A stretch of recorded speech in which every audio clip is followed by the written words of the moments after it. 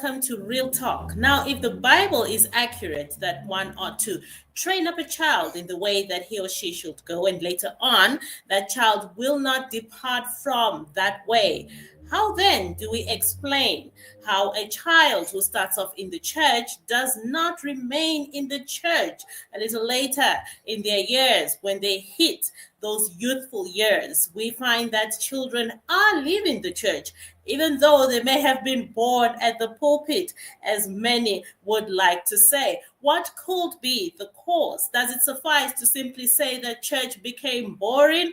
Could there be something out there in the world that they're exploring? Or is there a crisis that is happening in the church itself? Is the church itself a crisis for the young people? We continue with our series talking about youth in crisis, and today we are talking about the crisis of the youth in the church. This is Real Talk, and we are happy to have you all joining us and choosing to spend your part of the day with us from wherever in the world you may be tuning in and watching. And we would love to hear from you, so be sure to drop us a comment. I'm going to take some time to greet our family, our friends who have just dropped us a comment right now, and you can do the same as Sam brings our panel on screen. Now, as always, you can get in touch with us anonymously. I'm sure by now you know the number to get in touch with us, but if you're watching for the very first time, hope the number will be showing on screen if you have any anonymous comments that you would like to make or questions. We've also received some anonymous questions that we will try to get through on today's show. But it is greetings to you, Lily, all the way from the UK. I know you were in Jamaica at some point, but I'm assuming you must be back in the UK. Thank you for joining us, as well as Denford. I know Lulu is out there somewhere, and I can see that we have a number of people watching. So how about just greeting me today? Well, it's afternoon on our side here in Namibia, as I'm sure it is afternoon as well over there in South Africa. As I welcome back Keho, it is good to have you joining us back here on Real Talk. And how are you doing today, Keho? I'm doing well, thank you very much. Interesting topic. I have some strong views at the same time. I don't know what the answer is, so we'll see. I always like it when you talk about having strong views. The only lady on this panel, flagged there by three gentlemen. We also welcome back Admiral. I can't say where he's from because I never know which part of this world Admiral is joining us from, but I'll let him say it. How are you today, Admiral?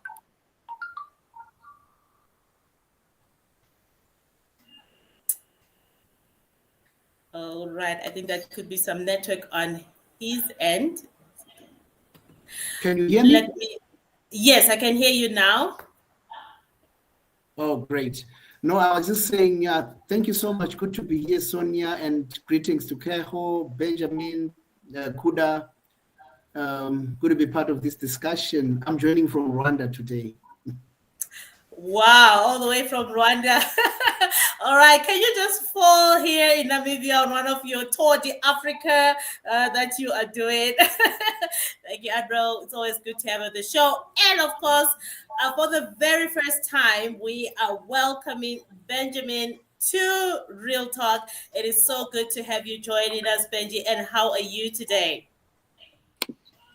I'm well, thank you, Sonia. And how are you? Hello, everybody. Hello to Kihomoditwe.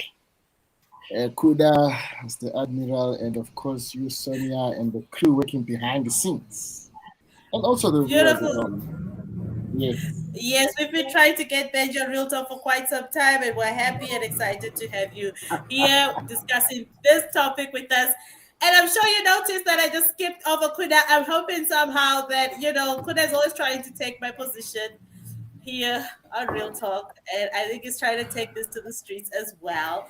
So, well, I guess I have to greet you, Kuda. How are you? How are you doing?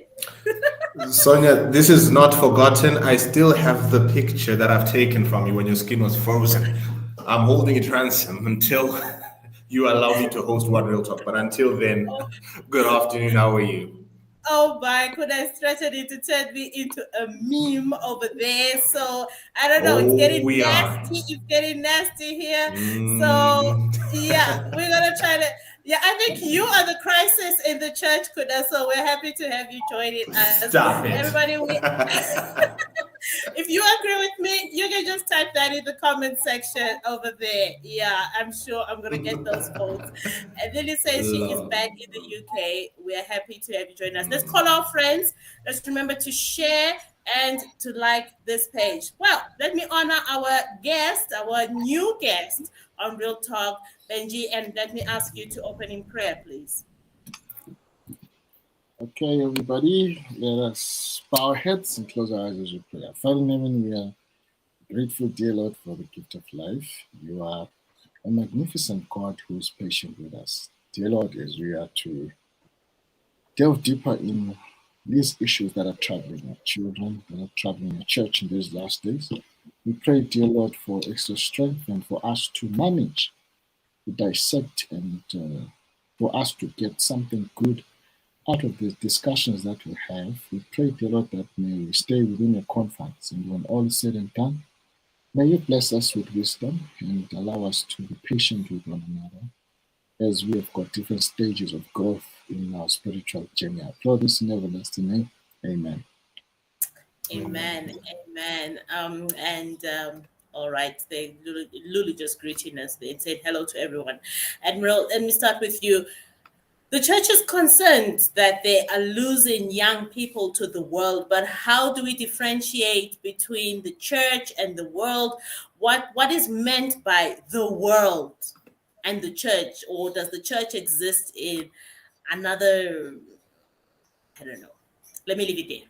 What is meant? How do we distinguish between the two, church and world?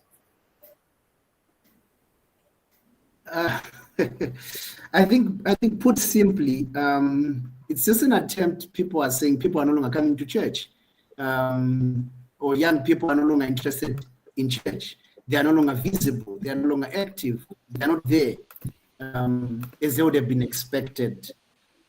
But of course, it raises the question. I think the starting point is if the church is a community, a building, an environment. Is it their physical presence that we want, or what? And the other question is, were they already there in the first place, or were the ones who are assuming that they are there? So these are questions we need to interrogate. When we say they are not a church, which church? They'll come and tell you we're never there. But anyway, I think it's a genuine concern that. It's not just the youth. Fine, the youth are affected. Young people are affected. We are losing. I was looking at statistics from the General Conference where they were saying 4 out of every 10 new members leave the church. Right? 40%. So you bring in 10, 4 get out. You bring in 10, 4 get out. You bring in 10, 4 get out. So even if we say our numbers are increasing, but they are increasing at a decreasing rate, and it's worrying. It's worrying. Young people, yes, but I think it's a general problem that we need to interrogate. Why people who come in walk out on the next day or through the other door. And I think this conversation is part of that bigger discussion on where do we go from here. But it's real. We're losing members. We are not counting. Unfortunately, we're not counting, but they are. Those who are already there are waiting for the next bus stop. They are just hanging in there, waiting for the next bus stop to jump off. So eventually, we'll find them gone if we don't do something. Let me pause there. Wow, you've just opened up another door over there. Benji, could we be focusing too much on bringing people into the church than actually keeping them in? Or would it be better for us to stop doing these big campaigns and focus more on keeping our members in the church? Because that's very concerning what Admiral has just raised. Yeah, I think when was it? It was 20, if I remember very well, it should be 2014, when the GC was relaunching the whole Sabbath school issue of innkeeping and nurturing. That's what I think those were the terms.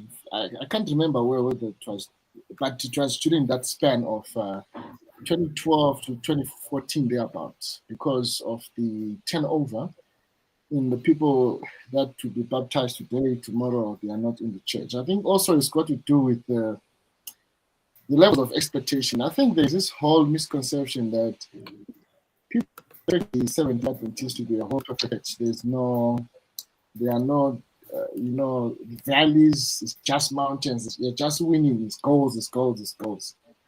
But alas, when they get in, they find also people who gossip, people who plot against each other, people who do all sorts of things. So we need to be truthful when we are recruiting people or when we are evangelizing to people.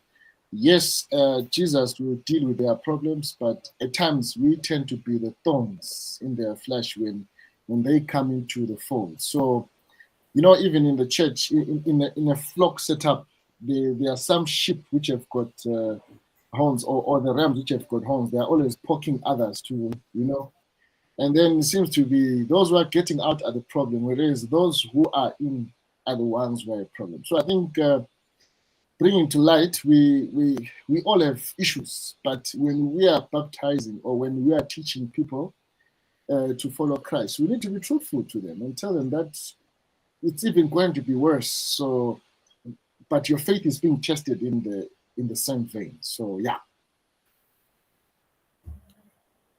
Thank you, Benji, for that one. Keho, does the world offer a better intellectual challenge to the youth than the church does? I mean, I'm thinking now of young people going off to university. They're obviously going to discover new things and learn of all sorts of things that the church probably doesn't teach, and they may find these to be stimulating. But does the church offer enough of a challenge, enough of stimulation to keep the youth in the church, or has the world somehow found a way to rock them in? Okay, yeah. I've actually thought about this as well as being somewhat intellectual. Yeah, the church has a lot to offer if you are looking at the right places and if you are willing. So for me, one of the reasons why I stayed specifically within the Seventh-day Adventist Church is because of how Ellen White sort of opened up scripture. Okay. So for me, that was very sure. I liked that. Okay. I liked that a lot. However, with that said, I think we can definitely do more, because I did go through a season in my own life where I had doubts, and it was the evangelicals who helped me with their apologetics and giving me evidence outside of the Bible about how true it is that Christ actually existed. He died and rose again. And so if you want to get stimulated, there is so much information out there, even outside of the borders of Adventism, where you can learn more about Jesus, who he is, and add that together with everything that we have as a church. There's more than enough. We are living in a day and age where we must confess that because of so much information, it is so easy to get lost. But again, in the same breath, because of so much information, it is so easy to sort of start grappling with the truth and getting answers. And so with the wider Christian community, there's enough apologetics to answer the questions. Is Christianity, not only does it feel good, but is it true? Is there evidence about Christ? Evidence about the Bible? Okay, linking together the different points about the nature of Christ. Is God real? All those questions, the answers for them are there.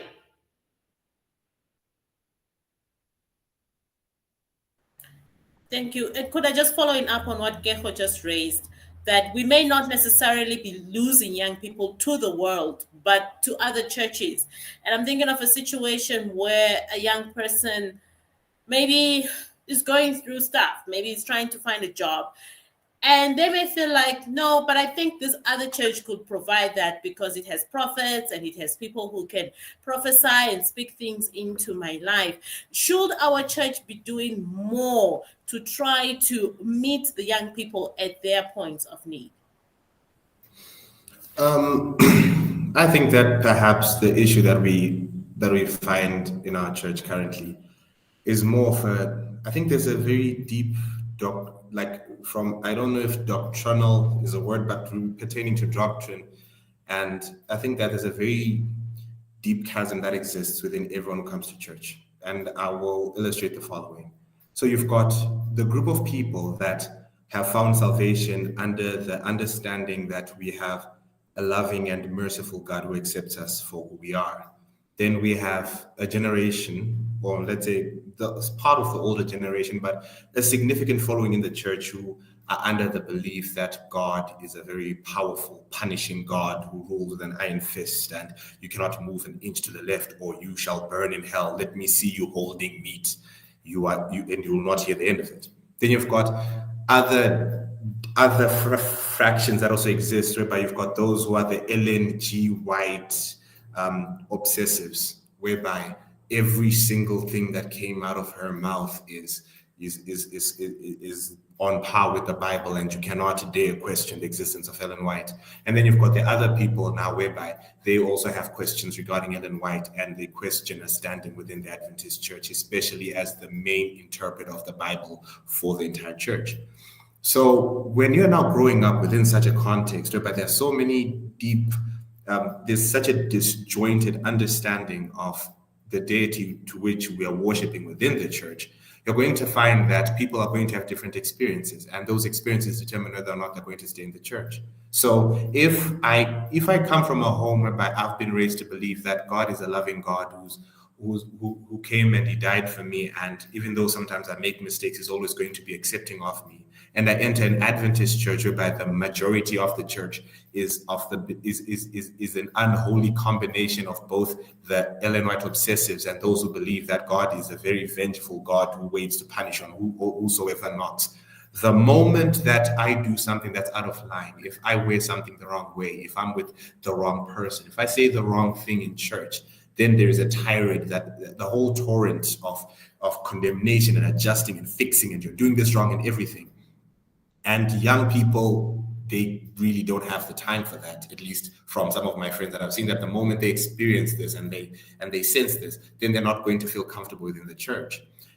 I've had friends who I grew up with in the church. Unfortunately, I will not name names, but I had this conversation. One literally left the church to go to a Sunday church, not because they stopped believing in what we believe in, but because of this very matter that I'm talking about, whereby they did not feel welcome in their own church. And yet there are some people who are Sunday worshipers who came to the church because they came to a church which had the culture of love, whereby who you become, essentially that your walk with God helps develop you into a person who is like God and does not have more of the authoritarian and if you just go left. So you've got so many different experiences, but I think that at the root of our problem is a disjointed understanding of not only God, but the status of things like Ellen G. White in the church, of our actual doctrine and fundamental beliefs. And as long as we remain disjointed, the youth themselves will not be able to stay, because how can we all stay if we don't have one clear thing that we understand?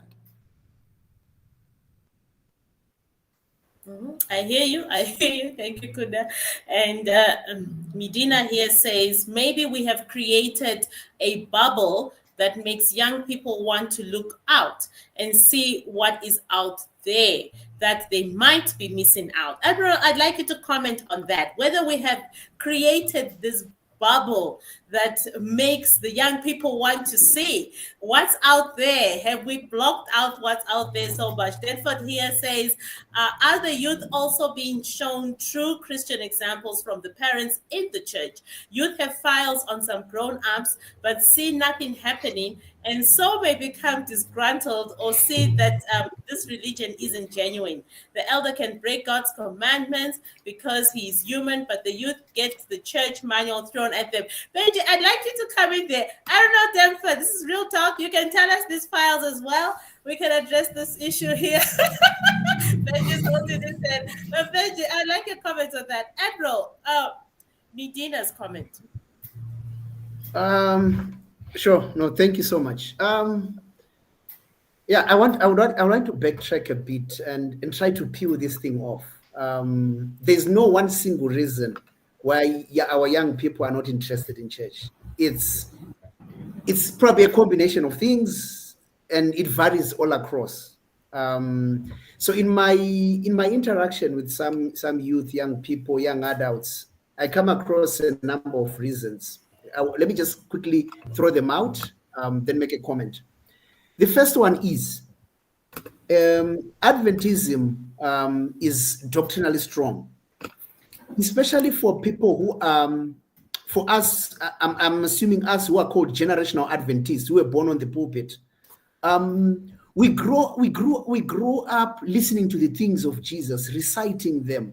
We grew up doing all the motions, and to the extent that we, with the way the church is so congested, you don't have time to really cultivate your spirituality, because everything is just it's a motion that you just find yourself in, and it's assumed that you are going through it, so you must have fallen in love with Jesus. And it becomes tiring at some point in time, where you find that somebody who was a master guide, who did all those other things, they start feeling empty, they just start feeling disillusioned. They've put all their energy, but then they lose energy. They're grappling for something that will revive their spirit. And that's where I think you then find our Pentecostal, evangelical friends do it better, because they try to connect you spiritually. They try to hook you up, to attach you, with the Jesus probably that you thought you had. That's number one.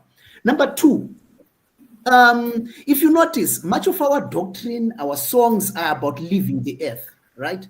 We are people really who are about to escape, right? We're about to escape. So we don't have so much interest in what's happening around us, because we want Jesus to come. Look at your hymns. The last stanza, a majority of them is about departing, going somewhere, packing your bags. So you are in a world, right? You hit 20, you hit 30, and Jesus is not still there. There's no, you were doing this thing out of the shortness of time, immediacy. The world is ending, but you get to 30, the world has not yet ended, right? And you ask yourself, maybe I should have done things differently. So somehow I think we have focused so much on preparing people to leave this earth than to live in this earth, to the extent that when they find themselves staying longer on this earth, they don't know how to handle it. I'm sure you've heard examples of people who then say we are going for country living. They go and stay in the country, but then they come back later when they realize that the persecution is not yet there. The other reason also is critical thinking. We're a movement that emphasizes so much on information, load them with information. So sometimes our young people, they go into secular universities, they're exposed to different worldviews. They don't know how to confront them. They don't know how to listen to something and not accept it, So they go out there with, sometimes with a closed mind, and they don't know how to navigate things. We have not exposed them. We've insulated them from everything. And when they are confronted, either they feel they were deprived or deceived, or they just feel confused and they go for it. Then I think lastly, it's like what Kuda said, a lot of double standards. There are scandals in the church that we wash over. The so-called saints are not so saintly, and you have a machinery. Let me use this word, careless, where your survival depends on how much you can hide. If you can hide your stuff, you survive. If you come out there and say, guys, I think I fell in sin, the machinery will come against you. So all that, our young people, our youth, they're intelligent, they're they need things. They see all that wow, this thing is interested in its reputation than its members. So you'll be like, if I can't be a sinner in church, then where can I be a sinner? Where am I accepted? And out there are people who accept you and praise you for your mess. So it's a tough time. I think we need to fix the temperature in the room. The temperature in the room needs to be attended to, I think, amongst other things. Let me pause there. Thank you so much. As you're pausing there, and I know Benji is going to come in just shortly. But when you were speaking, it got me thinking, and this is a conversation I had with someone, I think about a year or so ago, about sending the youth abroad or far away from their guardians or parents to study. And many of the youth, not just from the Adventist church, but other churches, because this crisis doesn't seem to be about the Adventist churches alone, but even the other churches, when the youth go abroad, they become atheists. They come back with views and they tell you, no, it's all a scam. We believing in the man Jesus, it's a scam. This doesn't happen. Is it then wise? I don't know, just very briefly, because you touched on that, to allow our children, because we also want them to be better. Parents want them to be better than they were when they were young, and you end up taking them away to China to to study. Yeah, I'm just shooting some bullets there. So would that be wise? I don't know. Just very briefly before Benji comes. Well, like I said, that much of sometimes the motivation that we give our young people to be Christian is because shortness of time. The world is coming to an end, number one. Number two, it's about hell, wrath, judgment. God is not happy. God will come on you. You misfortune befell you because you did not return tithe. So you have people who are fearful, shamed, who have a false picture of God when they relate to him. So when they go out there, they go into societies where there are people who are morally, let me say, good people who are not necessarily Christians. They come across people who they then realize that you don't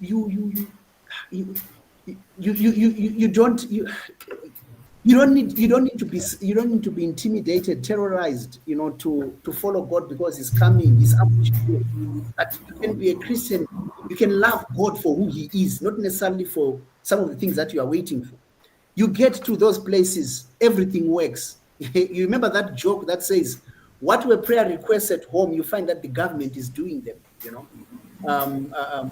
you get there, you find things are working, you're like, wow, these people are, so I think for me, it's just equipping our children, there's a lot of indoctrination that we do, which has its place, but at some stage we need to shift gears and go into equipping our children into critical thinking skills and problem solving so that they may go to a certain person and say, you know what, I'm a Christian because I love Jesus, for who he is, not for the things around him. Because out there, they'll be torn to pieces. They'll be told, Jesus, you said he's coming. Your church has been there for 175 years. What are you telling me?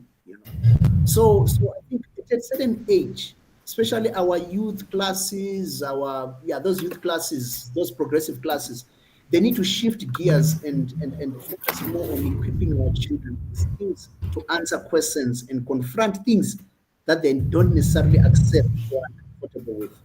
For example, LGBTQ. Okay. All right. Benji. Yeah, it's quite tricky. But let's just begin by differentiating how people are taught what the world is. Number one, they are told that if you don't worship on a Sabbath, you are of the world. Number two, if you drink, you're of the world. Number three, if you are using earrings, blah, blah, blah, you're of the world. Number four, if you work on a Sabbath, you're of the world. Number five, if you buy things on a Sabbath, you're of the world. So these are some of the examples that we are taught when we are growing up, or we were taught when we were growing up, that those of the world are A, B, C, D. So growing in that mindset, and then now you start to see that this is happening, like what Admiral said, that when you're now confronted with these realities that help, but even non-Adventists have good hearts. We've been helped by non-Adventists. Now you start to question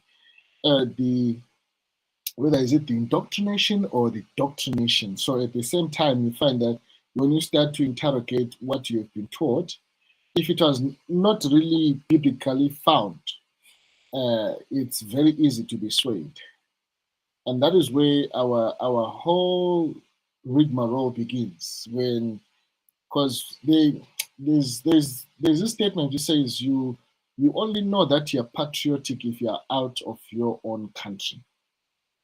If you're still in your country, you don't know that you're patriotic. But when you get out there, when people say anything about your country, your ears are like of an antelope, of a kudu. You know, they are turning, where is the sound coming from? Is it an enemy, or what are they about to say? So it's the same thing with us.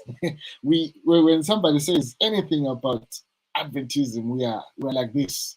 And at times we are quick to defend institutional injustices. We are quick to defend scandals. We are quick to batter down some issues. Like if there's a rich person in our church, they cannot be confronted, even if we know that indeed they are doing A, B, C, D. Whether nowadays they say it's lobbying, but we know, of course, it's corruption, where you have to go back door, you negotiate on behalf of a company, and then you pledge whatsoever they've pledged. They say it's lobbying, but we know it's corruption. And it's happening in tender boards and all. And we have got many of our brothers and sisters and mothers. Some of us are even putting the very same money in the offering bags or as tithe. That is why somebody said one point, when offerings and tithes are coming, we are not going to say it's coming from a prostitute or a drug dealer or whatsoever. If a person has done A, B, C, D, we accept, because we cannot really say, we do not know what people do for a living, yet we know what people are doing for a living. So truth be told, we are in a situation where parenting is failing, slowly and progressionally failing, and some are giving it up to say, I've taught it's enough. But being a parent, you teach until you die. And saying this from an educational perspective, I'm in education and I see how learners or pupils lack the knowledge, basic knowledge from home about who God is. They are brought into Christian schools in the hope that the school will actually teach what they are supposed to teach at home, of which that is a sad story to say. It's the same thing when they would send you to Anderson High School in Zimbabwe, from the Sutu. You know, we have got people from all walks of life. In Solusi, in Anderson, at Andrews University, in Kenya University, all these places. When people get there, it does not mean that their Adventism will be elevated. But remember, they are still human. Like what Admiral said, that we want to teach each other about living this world instead of living in this world. And the Bible still says, actually, Ellen White says, when we are conforming to standards, let's conform to standards that are of people who are in transit, yes, but not forgetting about the real issues that you are confronted by in our communities. So we need to be real. And I'll say this again. We need to tell each other the truth. Let's not lie and sugarcoat things that, hey, things will be fine. If you see that I'm dying because I've done ABCD, tell me, brother, make sure you correct your ways. The sad thing is that Ellen White is no longer there to write down these letters. Brother X, stop taking money from the church. Like the incident which happened to this lady in South Africa who stole 800,000, from offerings. It's a lot of money. And it's meant for various things. And we saw in Windhoek, this gentleman who actually returned the bag, and he was being rewarded more and more and more. He's still getting rewards. So at times, you can be rewarded for doing good. At times, you won't be rewarded for doing good. But does that mean that we should stop doing good? No. We should continue doing good. all in the name of our spiritual growth, because we're not doing it for other people. Just like what you were saying in Sabbath school this morning, that forgiveness is for my benefit, not for the next person's benefit. So if I'm to plant thorns, like what I was saying in one of his quotes, which he was saying that he read during the course of the week, don't plant thorns in your neighbor's footpath, lest your children would come and walk in it barefooted. So what we do to each other, what we do to other people, it always comes around. Of course, as Adventists, we're very fearful to say there's karma in life, but karma is real. The Bible is even taught about us doing good to others, because it shall be returned in tenfold. So we need to continue teaching and teaching. I remember even some of us, we grew up in the church. Of course, at one point in a quiet space of my life, I had to forcefully be in a Roman Catholic church, and I learned about the way how they do things. I know the catechism in and out, the scenes of exegesis and all these things, the history of the church, and you have to read further and to realize what is killing our youth, or what is killing us as the youth, because we're still youth, is that reading scripture and reading spirit of prophecy, we have left it for other people that we think they know better than us. And that will kill us spiritually. So maybe just wrapping it up here, Sonia, we need to read. People are no longer reading. We expect that somebody will read for us and then come and interpret for us. But when we read, the Holy Spirit actually assists us in translating, in helping us to understand, to comprehend what we're reading, and then apply it in our lives. Now, that is the biggest gap which is there. People are finding it easy to walk out of an argument. They still go with unresolved issues. So the relationship would rather break apart than the argument being resolved. So we are in a crisis where conflict resolution is not really taught well at our homes or in our homes. For example, we are good to other people, but we are evil and monsters to our own siblings. You understand? So it's these such double standards. We tell other people that I cannot be going back to church if so and so is there. But is that person the owner of the church? Do they own your soul? So if I'm going to go out there and do the things that we have said they are of the world, what bearing does it have on me? We lost our cousin brother in 2012 in such a painful way. No, in 2016, sorry, in such a painful way. And we had people confronting us from all angles. So why is he getting? In fact, that process of the memorial and the burial, why is it in church? We know that he was drinking alcohol. And I said, but you people, you are saying this, yet you also drink alcohol, and his life is done. We do not know what choice he made. But how dare you ask me such a question of? Because my grandmother is still alive, she has to grieve, so it's okay for him to go that route. And if you feel that it is offending you, take it to your church and the right procedures will be done. But I bet you are also sinning. And when you die, I do not know what we're going to say about you. To say, should you pass through church or it's at your house? So these are some of the things that double standards that we are confronted with, especially we see, okay, last point, broken homes. Yes, broken homes. Broken homes are actually leading to this. A child comes to church, they are coming from a broken home or a dysfunctional family, and they think that in church is all going to be holistic, holy people help you. And then in church you meet people that will rape you, that will take advantage, that are into witchcraft, that are in all sorts of things, and then you get to go out of the church in a fast speed how you enter the church. So I think these are some of the issues that people need to be really conscientized about and told the truth that we're living in real life.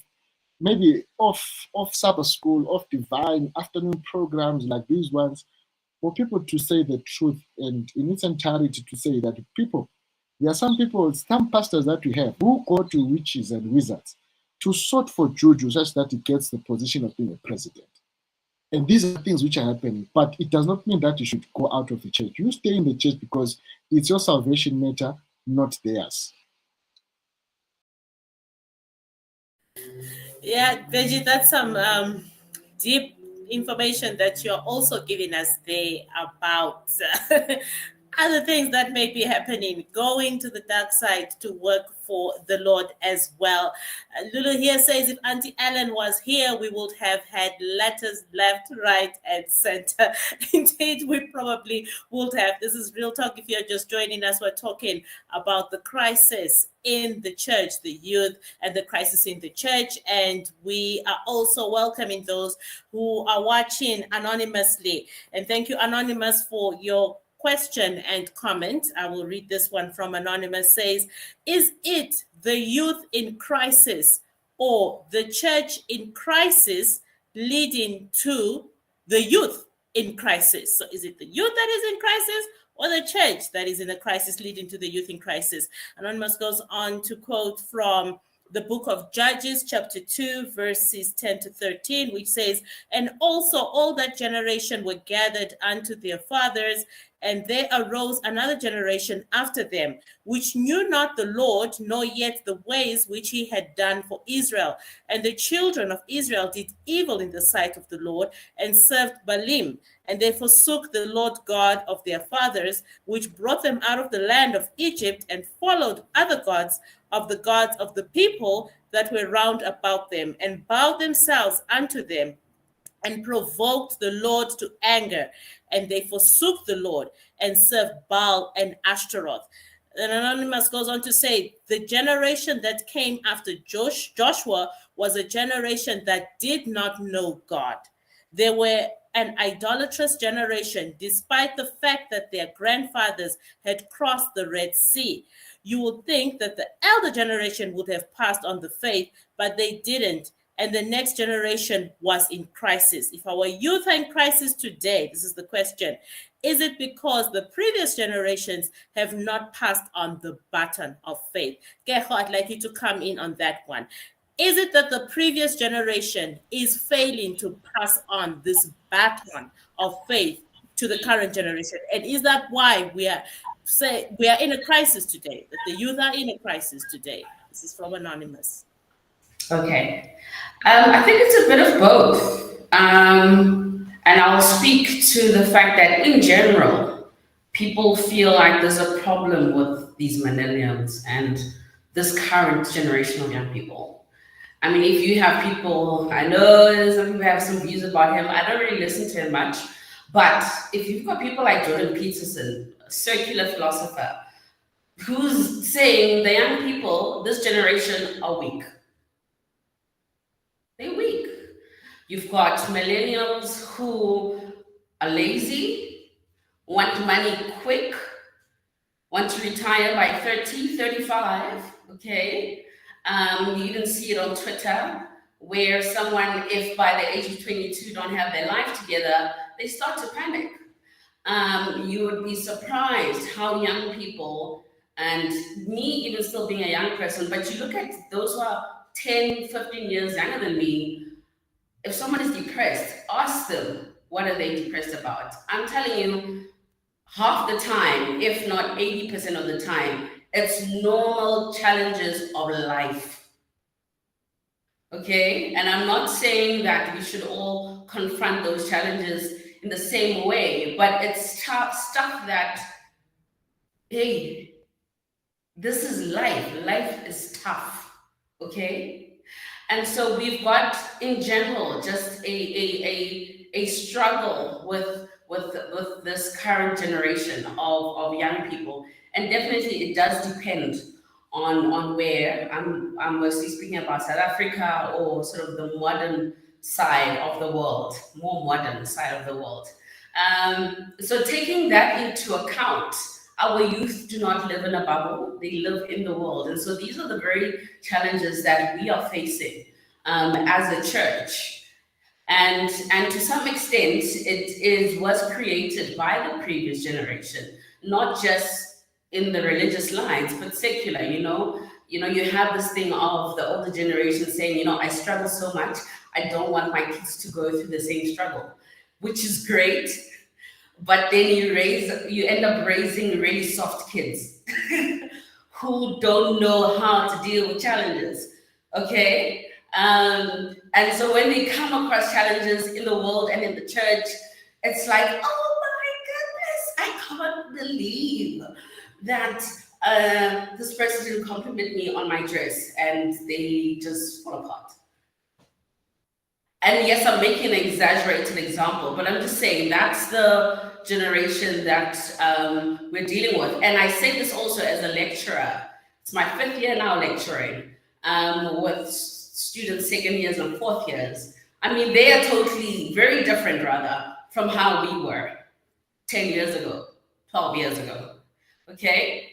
So taking that into account, you now have a church which now has to deal with this. And I think the church was a bit unprepared. Yeah, I think the church was a bit unprepared. And unprepared not necessarily because the information is not there, but my view is that our Adventist church on paper can cater for what this generation needs. And I'm going to go back to what Admiral talked about having a now spirituality and not just a heaven-bound spirituality. Adventism on paper is a business of evangelism. We were formed, and I'm going somewhere with this. We were created by God, yes, to prepare people for the second coming, but we were supposed to also occupy as we wait. So it is a business, okay? Come up with schools, universities, hospitals. Adventism, if it was implemented the way that it was supposed to be like a parallel business of evangelism where you provide now solutions for now problems as you wait for Christ. You provide our schools are addressing problems in education. Our hospitals are addressing problems in health and really assisting the sort of the issues that we have. I mean, I was at Woolworths the other day and I bought this artificial tuna. I haven't tried it as yet. But at the back, they wrote there, inspired by this plant-based tuna. And it said, inspired by the Loma Linda community. And we know about Kellogg's, right? And so when you look at the original Adventism, it was a group of young people who were entrepreneurial in the gospel.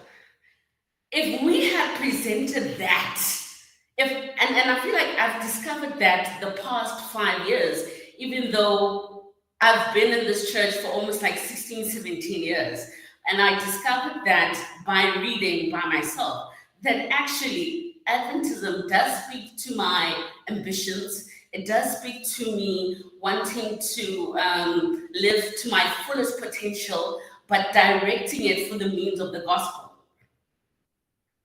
And so the problem that the church then did is that we kind of left that Adventism. That's not the Adventism that we preach. You know what I mean? That speaks to, and I've said this before, one of my favorite chapters is chapter 25 in Christ Object Lessons, talents, on how to improve your talents for the gospel.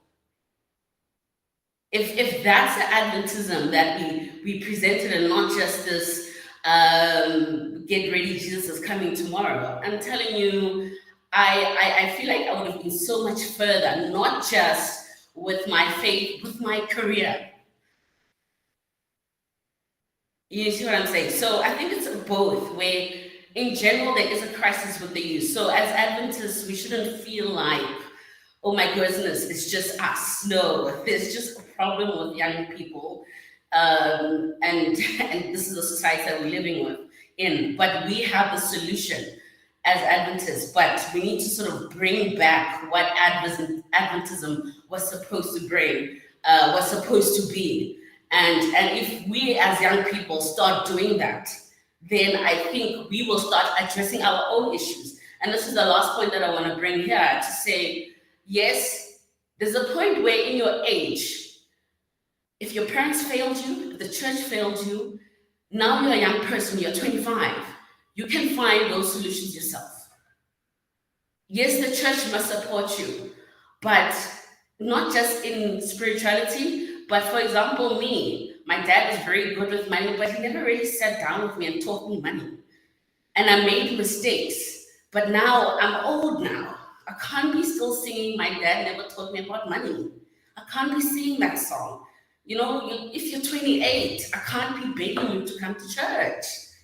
I can encourage you, advise you, but you're 28. A 7-year-old, yes, I'm gonna drag you, but you're 28 now, okay? So now that you have seen the failures of the previous generation and what the previous speaker said, Benji, now you must go and find those solutions. You're old now, you're a youth, you're a young person. We can maybe give some time for the ambassadors to still hold their hand, but someone who's 29, 30, and is telling me that the church is not doing enough for me, what are you doing for the church, bruh? You're 30. Wow. Yeah, so you bring in some balance there, that there is a point where you need to be accountable, you need to own it, and we cannot constantly say that the church this and the church that, because people in the church also could be needing help. And again, we need to go back, because I like where you took us back, that the original model, because a lot of the complaints are about what Adventism is today and what is happening today. But you took us backwards, that this was not the design. It was not just about, of course, Adventists, we're waiting for the Advent, but it's also about occupying, and that these things were in place. And also, that vegetarian tuna, I think we can go check it out to the vegetarians out there, the Lulus, the Denfords, at Woolworths. So some powerful points coming up there. But going back to this, trying to get it back to the model, should the church deliberately have mentors, counselors, people that young people can turn to, can talk to, because they're obviously going through a lot of things that we've been discussing right now, trying to find yourself here, find yourself there. This isn't what it should be. Should we have those kind of people, mentors for them? And I'm also now thinking about, the spiritual parents as well, what role they can play. But should there be people within the church that the young people can actually turn to and talk to about what they're going through? I think that would be very successful in an environment whereby the people we select are actually knowledgeable and competent enough to carry out the roles. I think one of the things that we have struggled with as a church, and I think this I've just seen growing up, is that we've had, and I think when God says, like in Hosea 4 verse 6, my people suffer from the lack of knowledge. I think that we've had people in places of great influence within the church who were less than knowledgeable on the base matters. Like some of the things that were being taught at church were either based on opinions, their own interpretations, and not necessarily completely displaying an understanding of what the church either believes, what the church says, or any of the fundamental beliefs, or even Ellen White's writings themselves. So now when you're now coming to a stage whereby we're talking about introducing mentors, then the first conversation we need to have is what qualifies someone to be a mentor. Because there are people, we are stuck in, I don't know if it was Benji or Admiral who mentioned that it's a game of who can hide their sins the most. So it becomes difficult, because whosoever I decide to choose is the person who has given me the best image of what doing the right thing is. But then that in itself is not enough. What has this person demonstrated to show that they can actually be a person that can be assigned to a young person and mold them? And even then, we will still face issues that Keho has highlighted, whereby young people are generally weak. And I don't think it's just a thing in the church, but it's like worldwide. For example, someone says something on Twitter, or let me use the example of Dave Chappelle. Dave Chappelle is a comedian who at one point said something like, there are only two genders. And then he highlighted how it doesn't make sense that when this one person called, I think, when Bruce Jenner transitioned and became a woman, he was given the prize of the world's best woman, she won the award of the world's best woman in her first year of being a woman. And then he's like, can you believe that? Never had one period, and this person is the best woman in the world ever, apparently. So after that, there was this whole thing whereby they tried to cancel him and everyone lost their complete minds. And I was thinking back to earlier times whereby you would just simply say something, and if people didn't agree with what you said, they just didn't care about what you said, they moved on with their lives, then you just were speaking the wind. But now you've got so many people who care so much about every little thing. It even goes to the point, I think in the comments, Stanford spoke about it, like to the point of loss of life. They need validation, they need all those things. So the complexity of the matters that we're dealing with young people, not only apart from a certain weak mindset, but also a confusion on the church theology and how to live life and how to have the correct mindset approach life without it being an escapist theology that you're just waiting for Christ to come. So whoever we're going to employ or bring about within the church to be mentors have to be people who not only have the right mindset but have the right understanding of not only what the church is about, where the church is trying to go. And it cannot only be based on our interpretation of what a great person or righteous person is. And I'm reminded of Samuel and David, whereby Samuel is like, oh, and I'm going to like just paraphrase it within our context, that, oh, that elder, he seems like he's a good man. He seems like he could mentor children. But then again, he may not be David, and also the next one, and also the next one. So I think that if the church is going to do this, we first need to identify how we would select these people. And after we've selected those people, understanding that perfection is not what we're trying to aim for with mentorship of the youth, because that goes against the exact human experience they're going through. You give me someone who seems like they're perfect in life, then it's difficult for me to learn from them. You give me someone who looks battered and bruised, but is still able to stand up for the next day, and I want to sit down and have coffee with that man.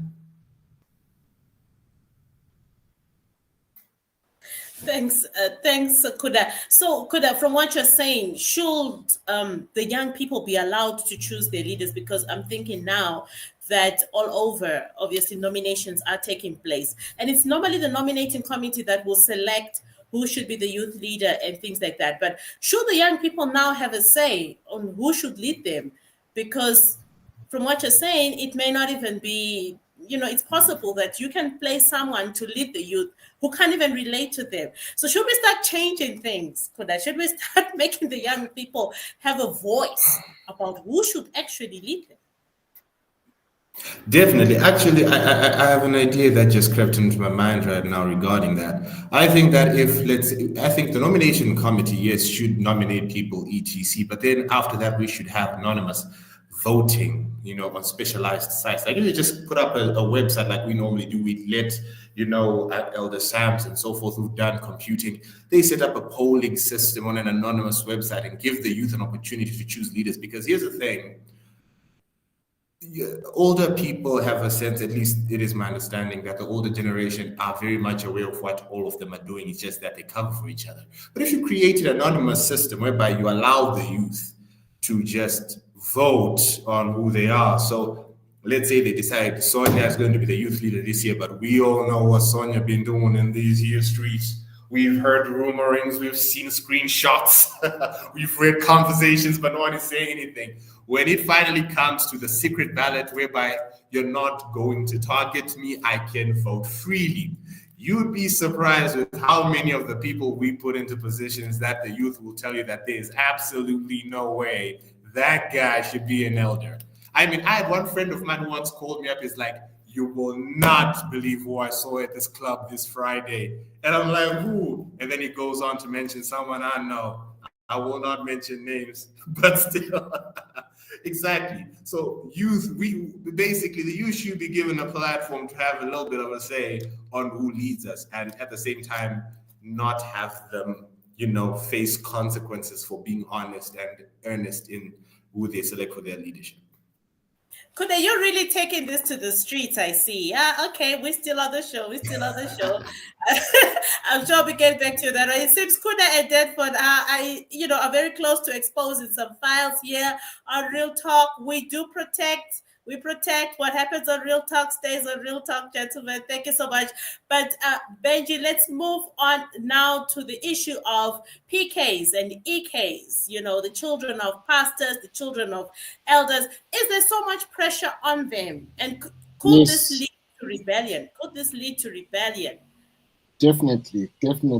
Psychologists or behaviorists will tell you that a child who's growing up in an environment which is strict law and order, like it's in an army, an established protocol, an established timetable, timesheet, log sheet, you name it.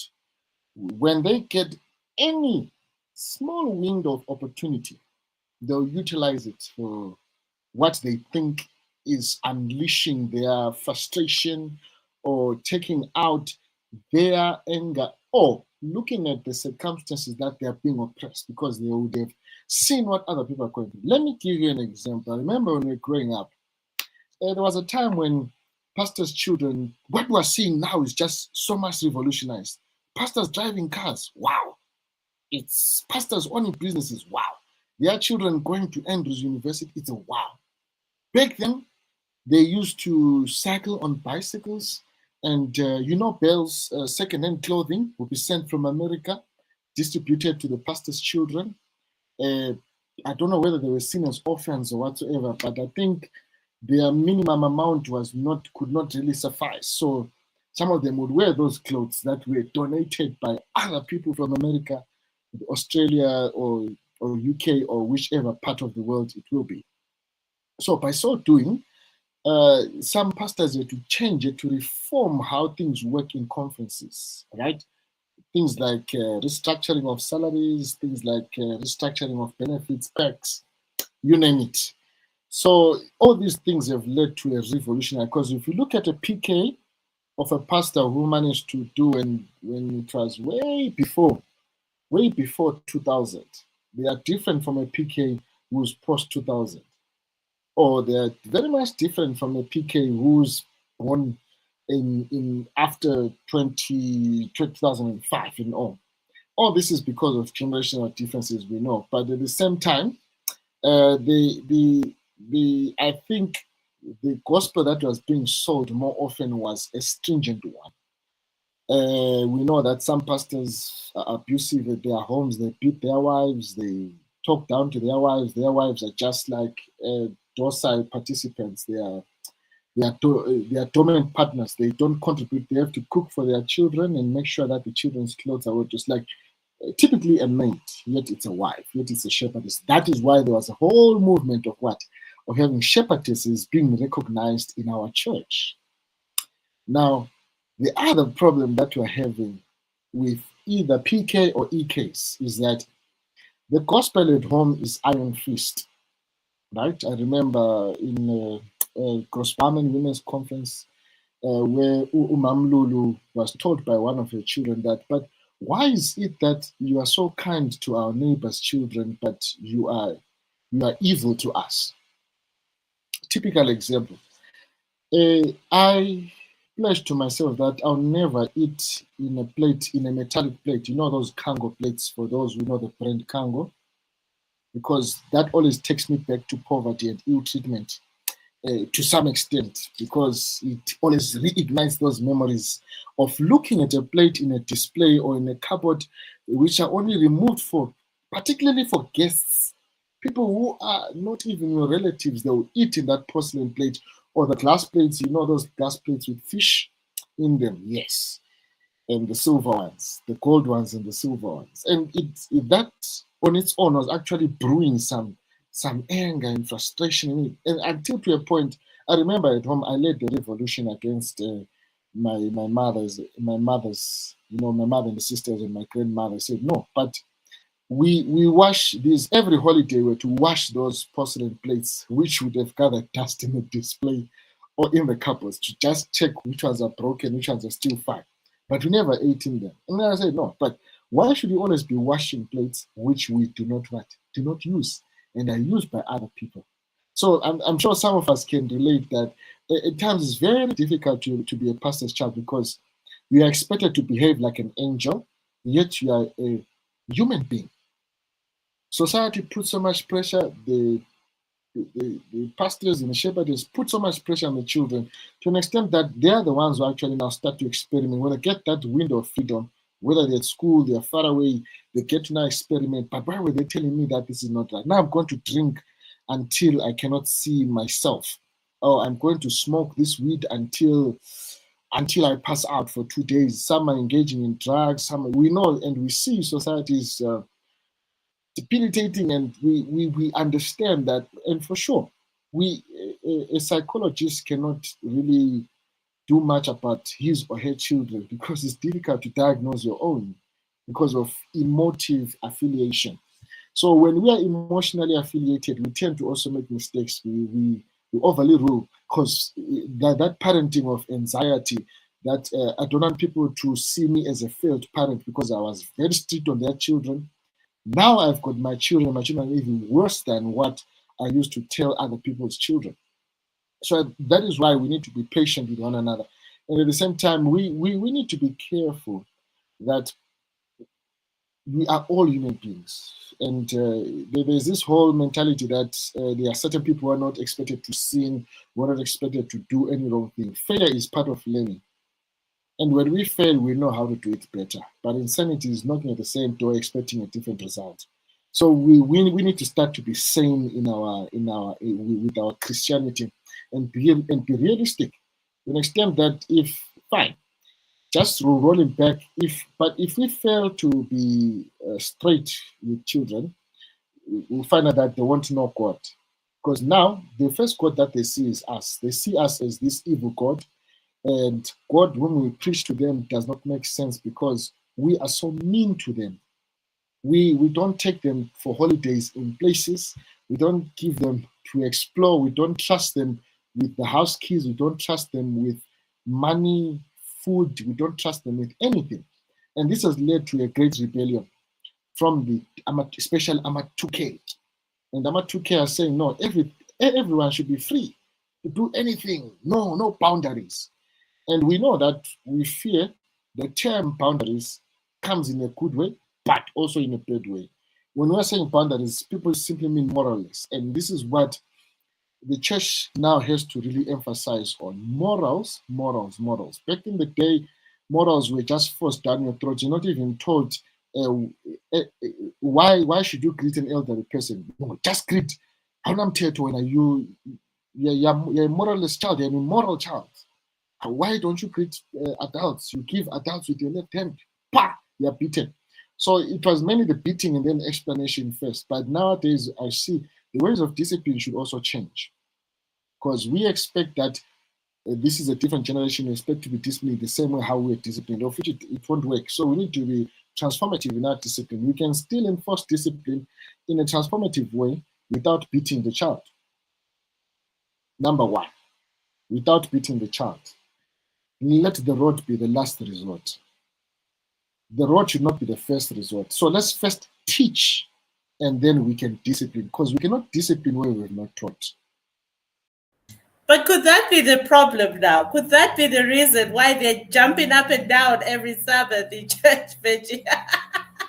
It's their free space. Now, I don't mind. I really don't mind, as long as they now learn, because there's several stages of development, and it doesn't mean that your child is not, but it should be explained before we leave home that when we go to church, we play when it's classes, we do ABCD, but when it's time for this, we need to do ABCD. That is why it is very much dangerous to mix children with adults, especially for long sermons. Children's attention span expires over a specified period of time. You cannot expect a child to sit for 1 hour doing nothing. It's a lie. It's really a lie. So let's not punish children. Rather, separate children, give them their own class, they enjoy their activities, they get to be creative with their minds, with their application, give them handiwork they will do. But if we're punishing children by making them sit next to us, expecting them to be quiet, they are not adults. And we know that back then, your parent, your mother or father just sit there by the church choir at the far end of the block of the church. And then when they hear you making noise, they just do this. And you know that at home, when you get home, it's horror. It's an action movie. You'll be jumping all over the place, running away from a beating. But nowadays, you have to tell, this is not acceptable because of A. You have to explain, because we're dealing with a different generation. We can still be holy in a different generation. Of course, there are generational differences in terms of how we assimilate knowledge and all, and how we view life. I like what one of the panelists said, that I think is Sister Gil. You mentioned that these students are no longer, they are now fast food people. Fast, everything has to be fast, and it has made them to remove the process of growth to get to that level of satisfaction or accomplishment. And if the process is ignored, you find out that when depression hits, it hits very hard. That is why the AMA 2000 cannot deal so much with stress and depression, because they have removed the moral aspect of God. They start to question, but who is God? Because of some traumas which have not been correctly dealt with, some traumas which have not been really tackled either by the family, or they were caused by the family, and then you expect the child to behave in a certain way. For example, this elder's wife passed away, and guess what the family members who were Adventists did? They went into the home and they took everything. The elder was left with his wife, in fact, with his children, 4 children, with an empty house. And he was expected to cope with 4 children in an empty house. They came and took and said, this is the property of our child is gone, with right to take. So what doctrine are we teaching when we say we're Adventists, but we cannot see unfairness? I would also like to just throw a stone out there. I think maybe it's why it's in one of the discussion points about the lack of involvement in our movement about social injustices. Yeah, thank you. And I think Gilbert's comment may, fit in perfectly with what you've just said there. Gilbert says, movements by nature are evolving entities. Could it be that as an organization we have stagnated? We are so historically confined. Perhaps we have a view that our pioneers were purists in their way of life holistically. Maybe we need to accept that any organization is historically biased, and accept that we have a wrong view of brothers and sisters who kept the faith in the past. The world has changed, but the principles have not changed. I wonder how relevant our model system is in 2022. We spend the year trying to make children get some honors from adventurer class, pathfinders, and ambassadors. How relevant is it for a child who's born in 2022 to learn about church history 10 years from now? Much of our curriculum is based on preservation of Adventism rather than Christianity. Whilst we wait for his appearing, the word encourages to pray for the success of the cities we live in. The essence of that message is equipping children to be relevant and also impart skills to them to navigate through the world. Well, thank you for your comment, Gilbert, trying to be relevant in 2022. But Admiral, the youth that has a child out of wedlock, the way that the church handles that situation, could it make a difference in whether a crisis is going to develop there, or there's going to be some, growth, spiritual growth taking place there? Because these are some of the other situations that are happening out there. Young people falling pregnant and having children, and you were part of the youth, you had a child. Are you now among the married mothers, or are you still going to be hanging out with the youth? Could that be a potential crisis if not handled the right way? I think over time, Sonia, we have compartmentalized the church community. So if you look at it like a pyramid, you find that people who are married are regarded as the ideal human beings, right? If you are married, you are complete. If you are single, you are needy. If you have a child out of wedlock, probably you are well below the ladder. There's a serious problem with you. So this compartmentalization then means that we hold people's past against them. And we fail to see that we are all sinners, and church is about people being loved in and through their failures, given another chance. If they can't get it at church, then where else are they going to get it, right? So we have we have an environment that's quite rigid, quite tight when it comes to maintaining a certain image. That is why, Sonia, even if you don't know where I stay, when you hear that I did things, you'll be part of that business meeting and you'll be wondering, who's Admiral, by the way? Oh, that one. And you would vote that I be disciplined, but you never cared even to know who I am, where I stay, or what. So it's very unfortunate. It's very unfortunate that we look at each other that way, where we are more concerned about purifying the camp than healing those who have been wounded out there. The question that we need to also get back to is, we need to ask ourselves, why are our young people falling pregnant? What influences are out there that we need to help them navigate through? What choices do we need to be real with each other and say, yes, teenage sex probably is happening. Can we not reconfigure our honors or our youth classes to deal with these issues?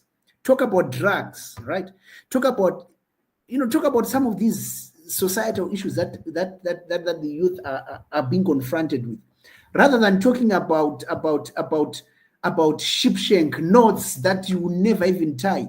Maybe Kuda grew up in Jombe. He knows already how to trek in the field, but he's being told that this is how you do this trekking, these honors on this and that, making a fire, with all those things. They have their place. But I think we need to backtrack and ask ourselves, what questions are our young people asking? And we confront and answer those questions.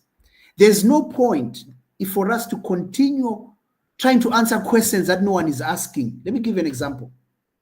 I know this will get me in trouble, but hey. For example, you get into a Sabbath school class, and young people are being taught who changed the day, right? So they are given all this historical information on who changed the day, Constantine, right? It's so overwhelming historical stuff that is on them. Then out of that, they go out there. What they only know is they have to be suspicious of Catholics, because those are the culprits behind changing the day. But they have not been told, in other words, the present utility of the Sabbath, how the Sabbath can keep them, why the Sabbath is meaningful to them today. They are being told of an enemy to watch out there with regards to the Sabbath.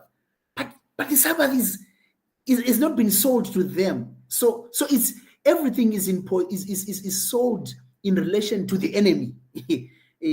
So believe in this because there's an enemy, So I think we need to get back and start answering questions which our young people are asking, and show them the utility of these doctrines. For example, you say there's an investigative judgment, there's a court out there. How does that relate to the injustice that is in this world? How do we look at that?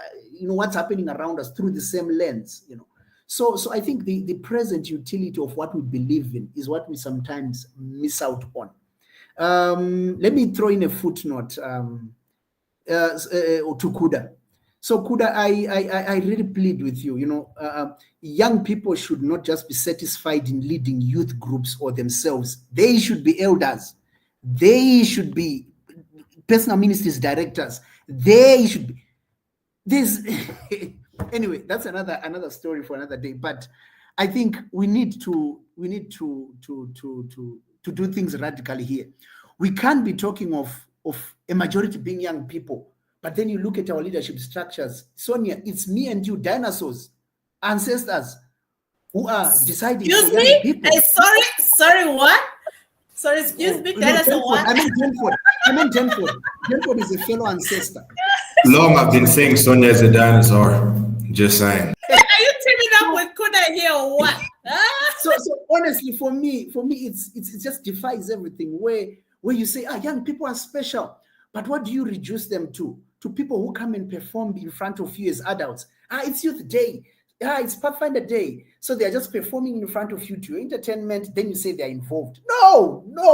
Shouldn't we equip them? Shouldn't we We equip them? need I'm to do things differently. Admiral, I'm not opposed to them getting into these positions, but when we talk about what it means to be an elder, I mean, it's not uncommon to have young people becoming elders, and within the year of the eldership, something goes wrong. Shouldn't there be, some equipping that should be done? Because I know of the later day saints, for example. The moment you finish, like before you go off to college, when you're done with high school, they send them off. They have to do mission work. They have to work in the field, and they are all elders. By the way, you automatically become an elder, but you're in the mission field. They send you off, whether it's to Africa or wherever. You have to establish churches and then come back, do your college, and then you're there. But are we doing that as an Adventist church? Benji, I see you're raising your hand, so you can come in on that. Benji, wait, don't hijack things. Wait, Benji, this is between me and Sonia. I'm not hijacking. I'm not hijacking. I'm with you. I'm with you. Let me finish off on this. Benji. So all I'm saying is, it's we need to combine youthful energy and experience, not to use one to replace the other. And we need to stop treating our young people like suspects, where we think anything that they touch, they will mess it up. There's some point we need to allow them to make mistakes, and we walk with them through those mistakes. So this idea of saying the church will collapse, whose church is it? This is Jesus' church. None of us here has got a stake in it. So if really we are serious about them, we need to dismantle these structures. I get agitated when I see young people being told, so you are going to be the secretary in some committee, or, to pacify them. Yeah, we have young people in the committee. Then they are told, you take the minutes, Anyway, so all I was just saying, to cut a long story short, all I was just saying is that we need to start being honest with the questions that the young people are asking. If we don't have answers, let's genuinely say, hey, Kuda, I don't know. Let's work together and discover this. And if the Bible is not clear, let's be honest with them. The Bible is not clear, Kuda, but the principle is this. So rather than to use propaganda and start manipulating Ellen White, throwing things just to make sure we get an agenda. No, let's be honest that for this we don't know, and we move on, and they would love it. I pause there and I hand over the mic to Benjamin. Yeah. But on a real, let's be real about this. I mean, I mentioned the later day saints that they train. Is it just a matter of age qualification? Once you reach 20, you become an elder, make mistakes, burn the church, it's okay. Should we do more? And again, Benji, let me add another one there. Once we have the youth leaders, once we have the ambassadors leaders, shouldn't the church also put them through counseling? Spiritual parents, don't they need to learn what it means to counsel the people they lead? Because then young people want to approach them, they want advice. And are they equipped for that? Is it enough for you to simply be a leader, but could the church give you extra training to equip you for that? So please come in on that one, Brother Ben. Actually, PLA and YLA have got this module, I think, about counseling, but it's encouraging that in the clubs or in the societies, there should be an elderly person or an elderly couple who have got the youth at heart, who are going to sit to guide, where like a patron and matron, who are going to sit and guide. But what we have seen over the years is that our patrons and matrons are the ones who take our information and they do what? Out to the world. It goes, we stay. This one is struggling with drugs. This one. So we need to have, in my language, you say, is fuba. The chest has to keep what it has been told to help this person. Because if I'm coming to you to tell you, I'm in a therapy session, I've gathered the courage to come to you and acknowledge that I've got the courage to come to you. Now we have got less people whom we can, really go to.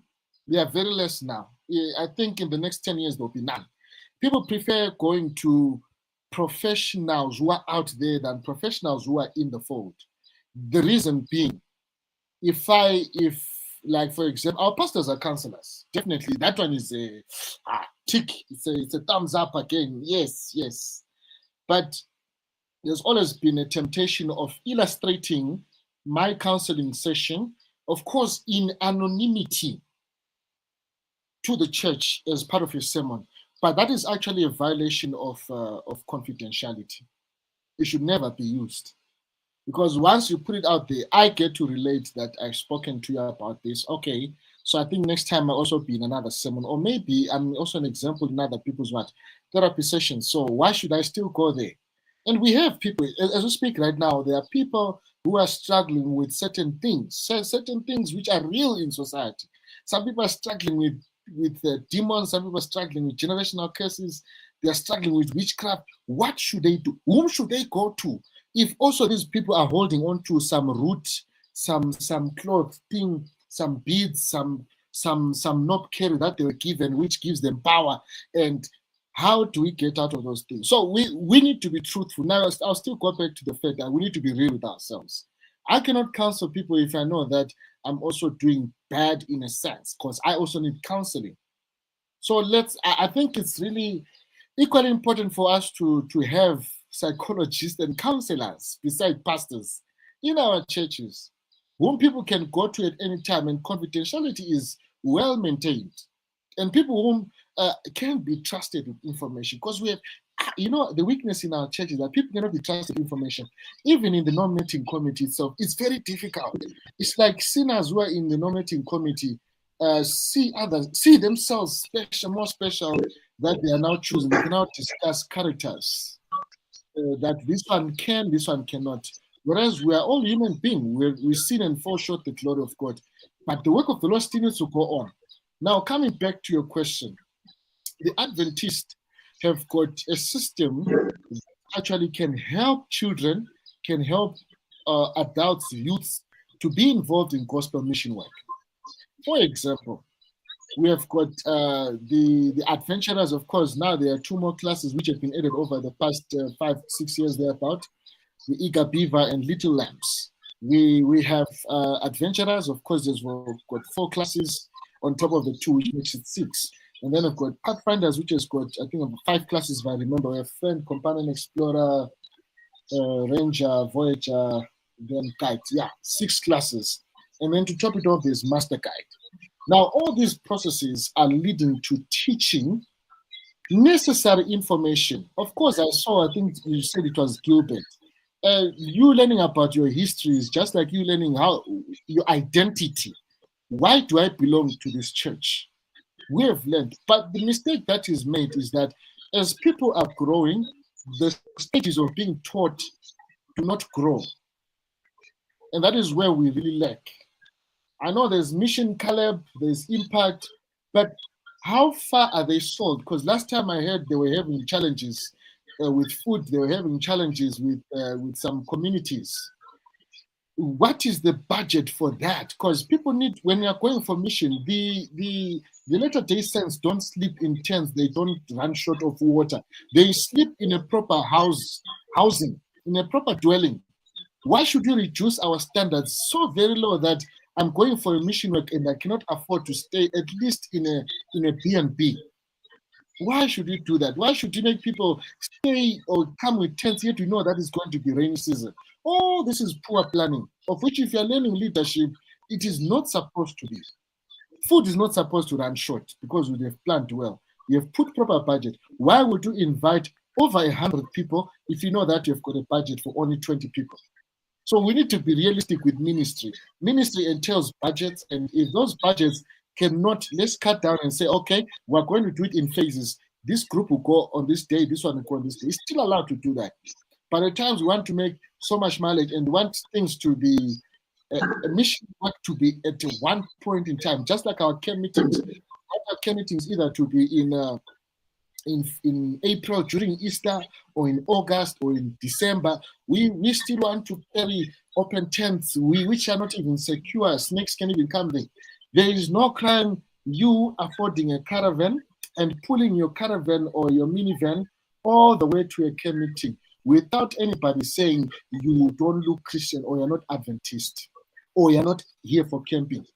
There are different understandings of camping, so people should be real with themselves. So, lastly, the curriculum that has been developed, I'm sure we can add some more things that have got to do with relevant information. So I feel with the president and the youth leaders, we have the liberty to forward the issues that need to be addressed. Lastly, our church is still lacking in societal development, or what we call social development. We don't have shelters.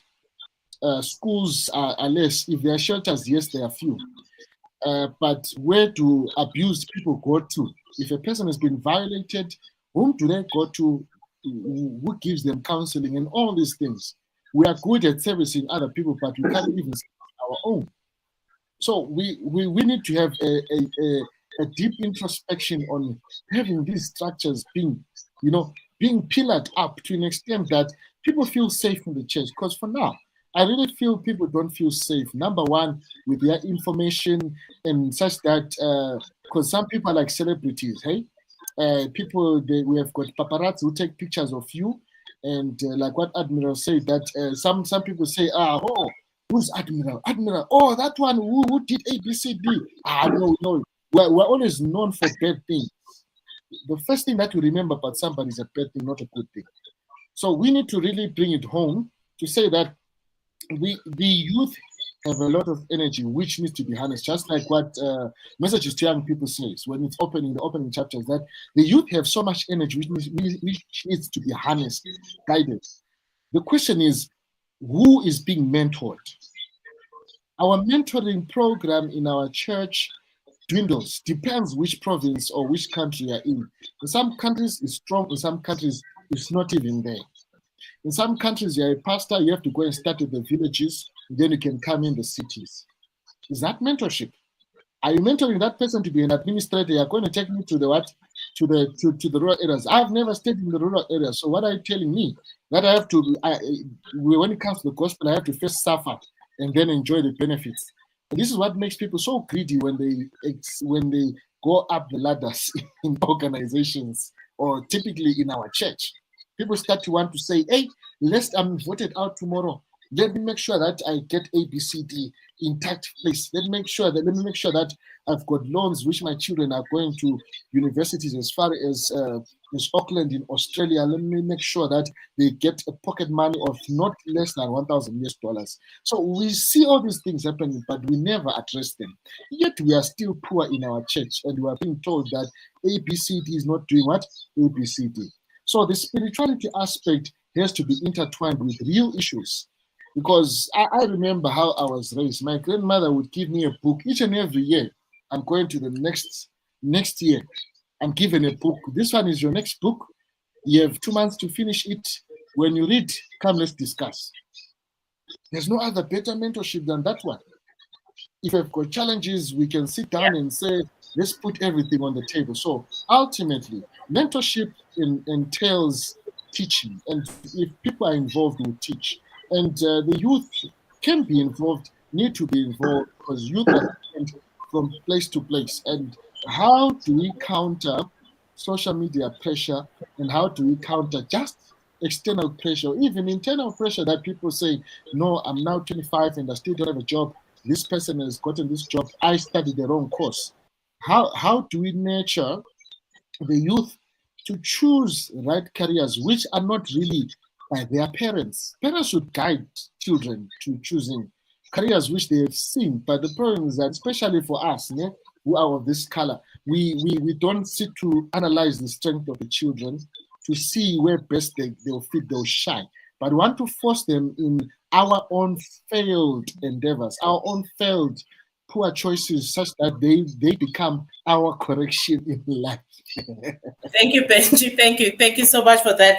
I would like Kuda to come in on that one whilst we're still talking about the youth and the leadership. But let me just take some comments here from Anonymous. Anonymous says rules without relationship will result in rebellion. So having rules without a relationship with the person is bound to result in rebellion. Okay, another anonymous here says,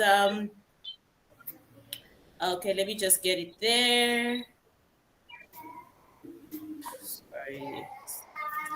Okay, this is commenting about young mothers out of wedlock. And anonymous says here, they throw you into the reject bin. That's the truth. They throw you into the reject bin. That's the truth. SDA, the Seventh-day Adventist Church, doesn't have the skills of walk with you through mistakes. So this is an observation. Anonymous, thank you for sharing that we don't have the skills of walk with you through mistakes.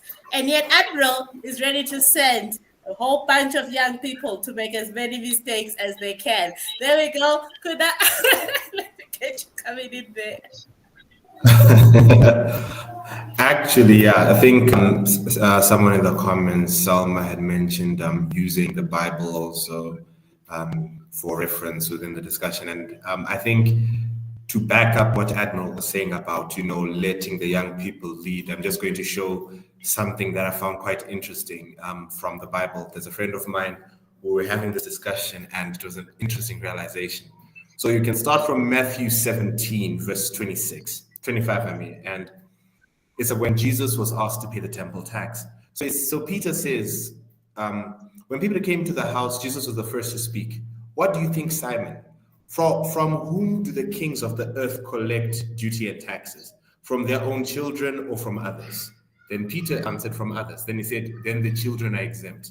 Jesus said to him, but so that we may not cause offense, go to the lake and throw out your line. Now, the next part is important. Take the first fish you catch, open its mouth, and you'll find 4 drachmae coin. Take it and give it to them for my tax and yours.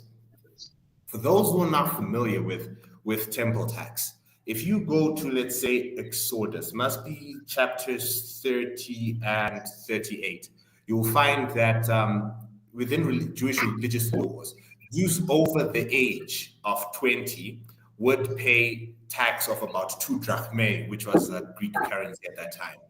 And so every single time they would go to every year, I would suppose they would have to pay this 2 drachmae. Jesus is with his disciples, and yet he says, he first asks Peter a question that says, are the children to pay or others? And then he says others. Then he says, you'll find a 4 drachmae coin. So 4 drachmae covering Jesus and Peter. That's the first thing. The next thing is you've got John the Baptist writing the book of Revelation somewhere around the death of this one ruler in Ephesus called, is it Dilopatine or Dilopatine, something like that, around AD 96. So during that time, he would have been anywhere between the ages of about anywhere from 85 to around 99. The number shifts depending on which scholar you're following. Meaning that if Jesus died around between AD 30 and AD 36, that means that would have been about 60 years till about that time. And if he was in his 90s, that would mean that he was somewhere between the ages of the early 20s up until, let's say, 30. But just to go back to the first verse, if Jesus only acknowledges the payment of temple tax for himself and Peter at the time of this questioning, what that tells us is everyone else who was present must have been under the age of 20, because he didn't pay taxes for them. He paid taxes for himself and Paul. So the disciples, therefore, could have been teenagers. This can also be backed up by the fact that in Jewish law, you would have completed your temple education by the time you're about 15. So from 15, you get married around 18. So yes, they would have been teenagers. And then Jesus dies not long after that. So you have the formation of this entire religion resting on the backs of people between the ages of 16 and 25. They built this religion from the ground up. So now, when we're now in this day and age, whereby now we have young people, let's say whereby there's the assumption that young people are going to maybe make a lot of mistakes, it kind of creates the idea that experience and knowledge are the same thing. Experience, knowledge, and wisdom are the same thing. There are some people who have experience, but they've gained no knowledge and they demonstrate no wisdom. There's some people who have knowledge, but they do not have wisdom. And there's some people who are young who have both knowledge and wisdom. So ultimately, if the entire religion was built on the backs of people who were between the ages of 16 and 25, the first question that I have to ask is then, why didn't Jesus start his ministries when he was in his 40s, when he had more life experience and was ready to be nominated as an elder in church? Why didn't Jesus wait up until the disciples Thank you. You were can at stop least now. in You the- can stop now. Mhm. You get the picture. You get the picture. You Yeah, get the picture. I think next time I'll speak to the producers. I can't have Admiral and Kuda on the same show. Thank you so much. Powerful point, of course, that you raised there, Kuda. And even when we go back to the history of our own church, we're talking 16-year-olds, 17-year-olds going up. And what is happening today? Where are these young, vibrant young people who know how to push their agendas through the church? As Kejo said earlier, fight with the elders council, make sure your program goes through. Don't just accept no for an answer. Of course, I'm not encouraging that young people should go next Sabbath and start fighting with elders, but I'm just, where's that fire? That fire that used to be there to burn for those programs. Thank you so much. We're running out of time.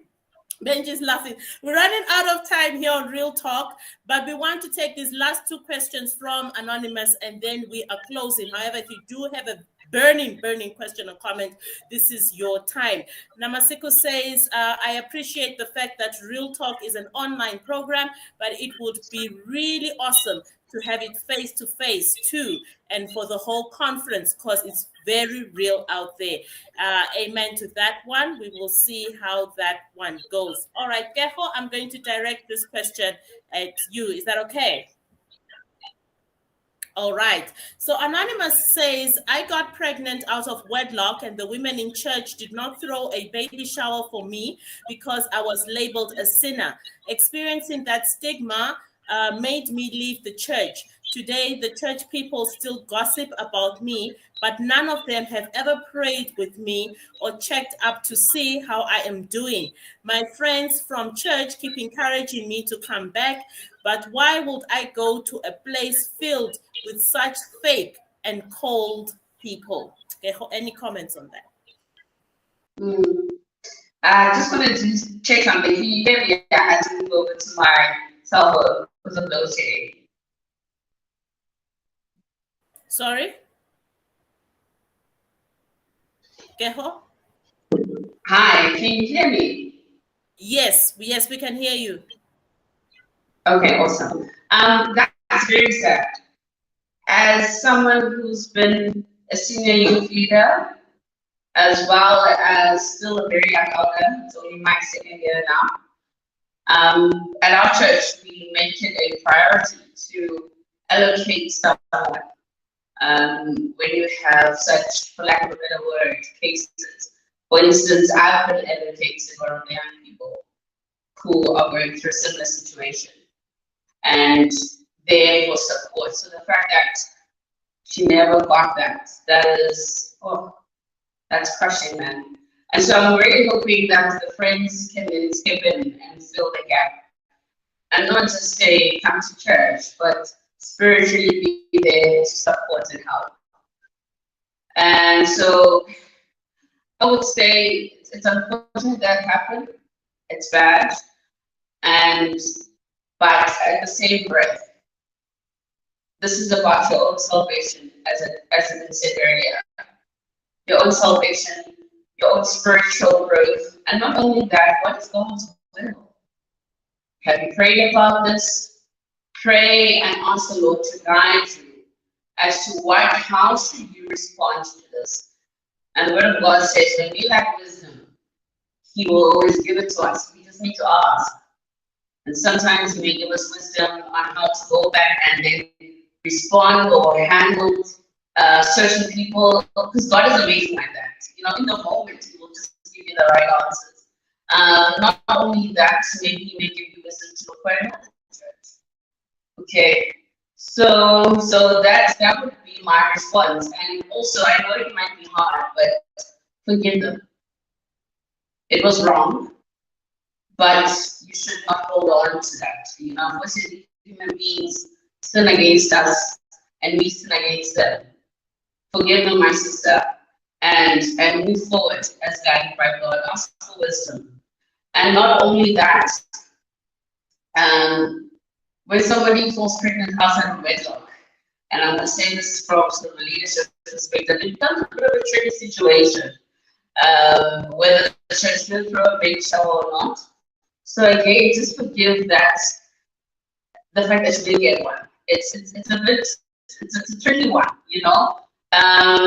but hopefully it's a situation where rather, your friends should have ideally maybe put something together for you on the side. But again, for that one, please, if you can, let that one slide. With that said, I'll just go back to my original advice, saying, forgive, it was wrong, but forgive. And ask God for wisdom for the way forward, so that you don't miss out on what God has for you within the church and how we can use your ministry, not just within the church context, obviously, but also within your own personal life, but so that you can move forward with your life. Yeah. Thank you. And I like that you talk about forgiving, letting go, and yes, things may not be right, but we need to find a way to move on. Thank you, Anonymous. I hope that helps.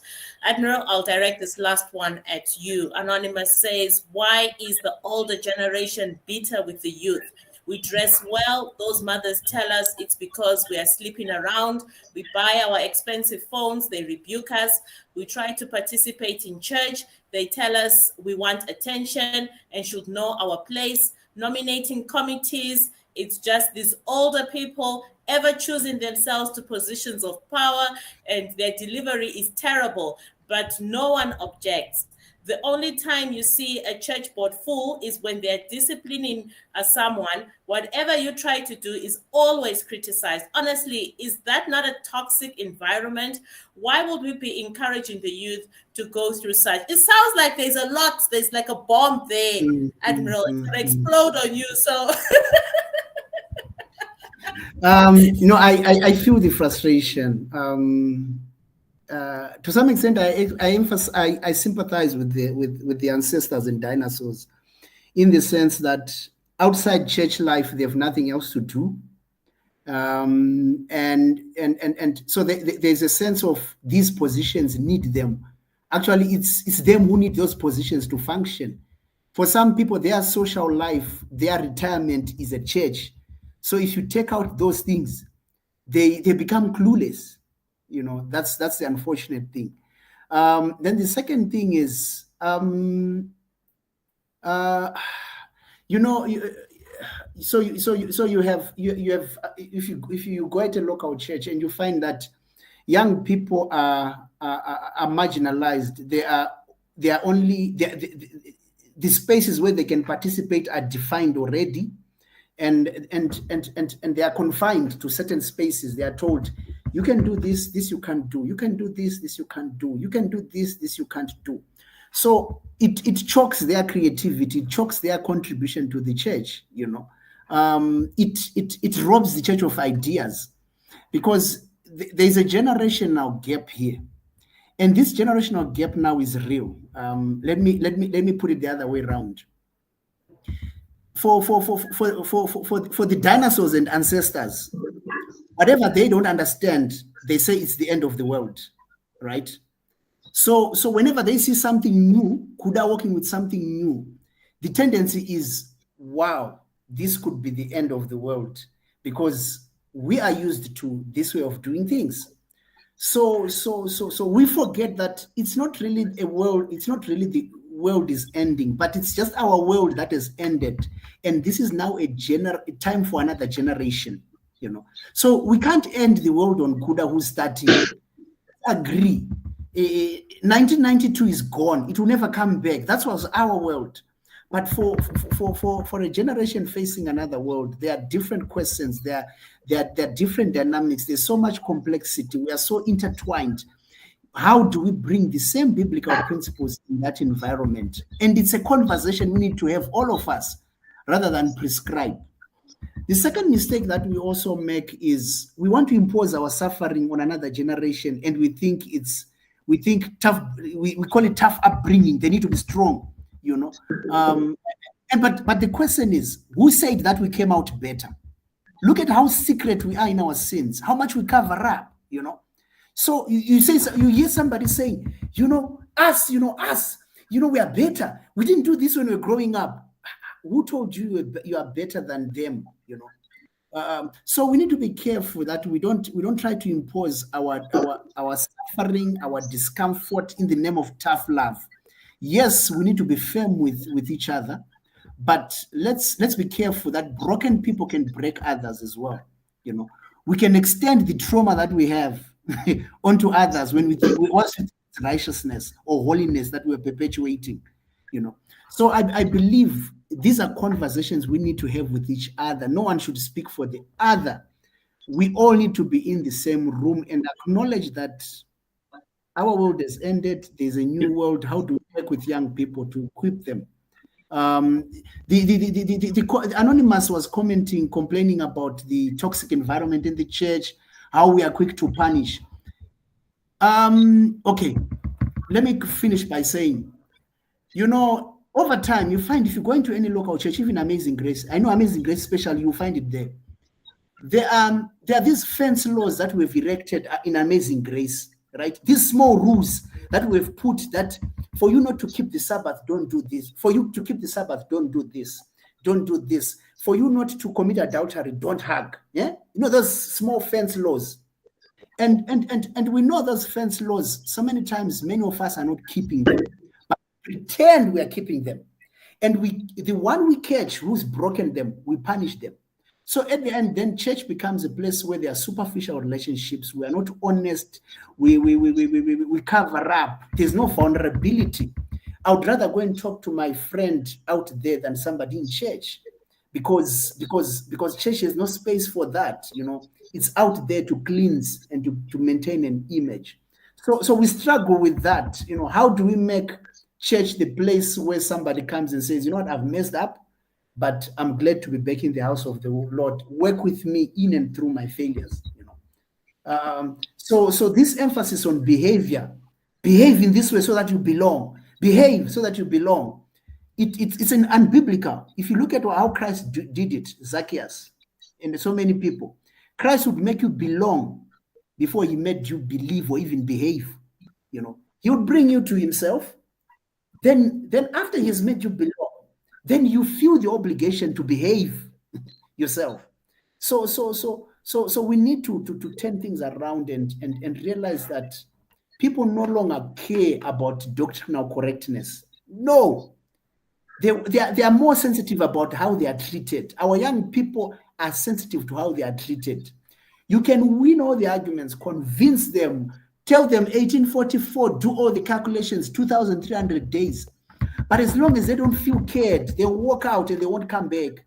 They'll leave you with that information, and they'll go and sin with that information on their phones. So we need to realize that church has to become a community in the truest sense for us to survive. It's not a young people problem; it's everyone's problem, and I think we need to fix our software. Yeah. May I just jump in there? If you may allow. Okay, yes, very briefly, yes. Yeah, if you read the Messages to Young People, chapter 7, where it talks about clever standards of efficiency, this is one of the chapters that actually informs us, the people who are in the church, what we need to do and the mistakes that we normally do.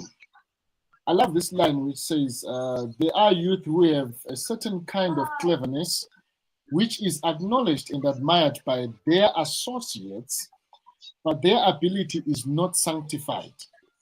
It is not strengthened and solidified by the graces and trials of experience. And God cannot use it to benefit humanity and glorify his name.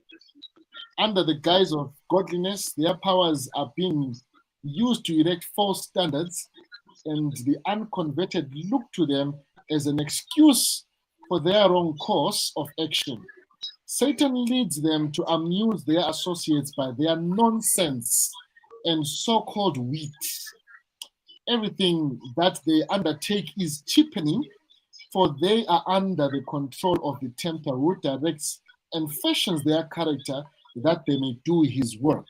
So, there is a thin line between the information work and wanting positions. Because remember, as the youth, we have got so much power. That power can still be harnessed by the devil, can still be harnessed by God if it's submitted to God.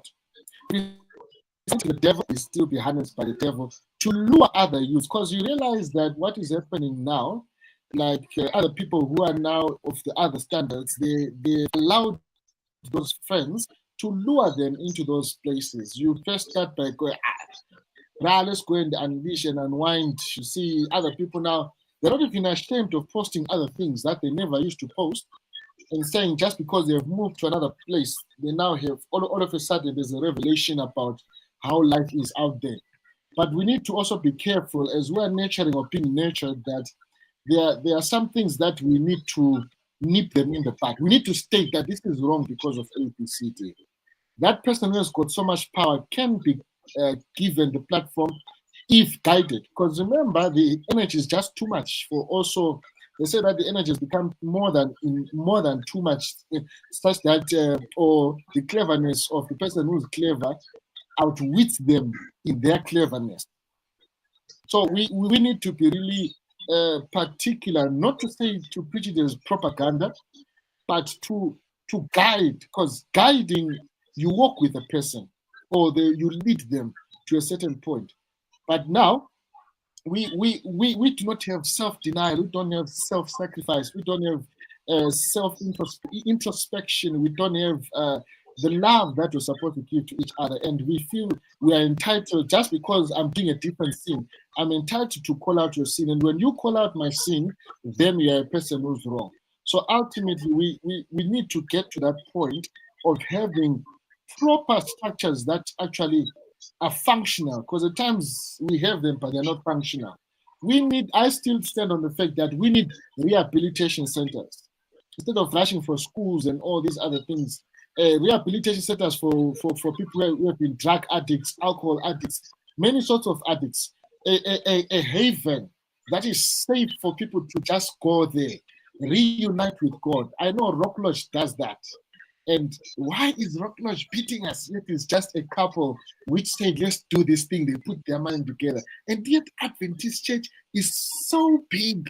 It's so great that it can do even things that we can never imagine. So we need rehabilitation centers. We need shelters. We need places that we know people are to come here, they are safe. But the challenge that we have is that in our church, we are supposed to have the safety and the haven. We say, okay, this one can come in, but we're not. Whoa, stand there, stand a bit further from the door. This one deserves to come in because you don't know much about them. So, in closing, I'll say we need to learn how to cope with loss. We need to learn how to cope with our mistakes and be patient to some people who are doing different mistakes or something that we know we're better at. Be patient with them because that teaches us to be leaders. Ultimately, the goal is for us to raise disciples, because we're also disciples. Imagine if Simon Peter told his brother Andrew that he does not deserve to be part of the disciples of Jesus. But Jesus called all of them. He called both of them. Said, follow me, I'll make you what fishers of men, after God had done the provisions. So we need to be really patient with each other. And when we are teaching each other in love, let's remember that what we are teaching, we need to be comfortable for it to be taught to us when we are in that space. Thank you so much. Thank you so much. Thank you for those comments. Unfortunately, there's never enough time here on Real Talk. I see that Lily Moya saying, imagine being stressed at work and then church. Where do you go? And which is saying, so if one is forced to choose, they will probably choose work because you get paid there. Then you lose more youth.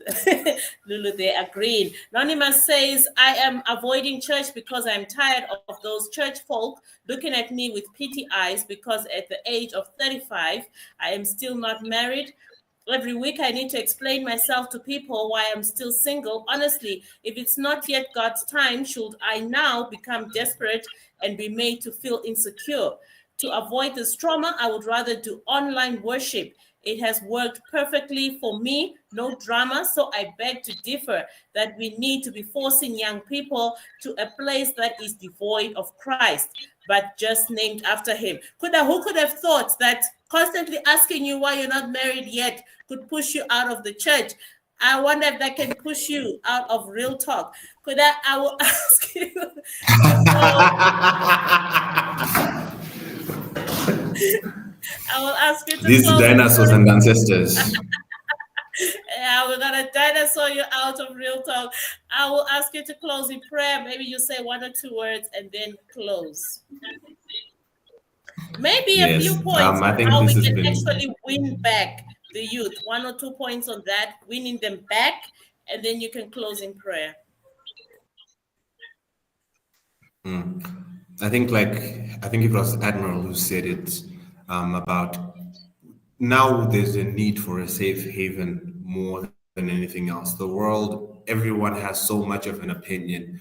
If ever there was a time that us as young people, we had something of a lighthouse, as it were, that guided us and gave us something that we could believe in, that was stronger and bigger than whatever it is that we were facing.